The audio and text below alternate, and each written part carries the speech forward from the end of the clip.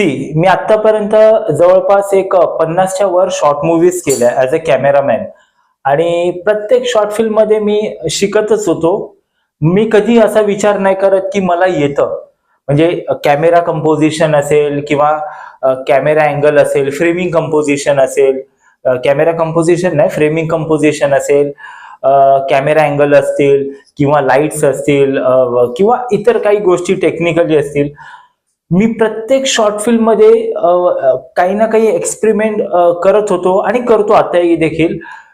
कारण मी नेहमी शिकत असतो. आपलं होतं कसं की आपण आपल्याला काही बेसिक गोष्टी समजल्यानंतर आपल्याला असं वाटतं कुठेतरी की मला येतं. सो तसं होता कामा नये. नेहमी तुम्ही शिकण्याच्या अवस्थेत असला पाहिजेत. आणि जर तुम्ही शिकण्याच्या अवस्थेत असाल तर तुम्ही एक्सपेरिमेंट कराल, तर तुम्ही प्रत्येक प्रोजेक्टमध्ये नवीन काहीतरी गोष्ट आणण्याचा प्रयत्न कराल, नवीन काहीतरी करण्याचा प्रयत्न कराल.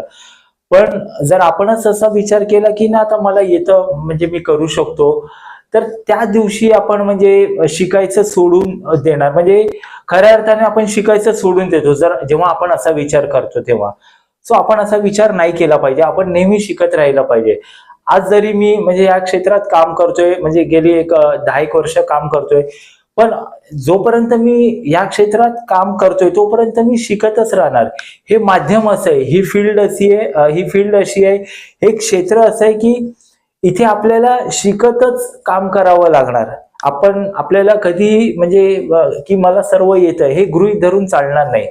त्याच्यामुळे ही जेव्हा मानसिकता ही गोष्ट जेव्हा आपल्या डोक्यात येईल, हे आपण विचार करून जर काम केलं तर कदाचित मला वाटतं आपण प्रत्येक प्रोजेक्टमध्ये नवीन गोष्टींचा एक्सपेरिमेंट करत राहू आणि त्याच्यातून आपल्याला आपला रिझल्ट पण दिसेल असं मला वाटतं.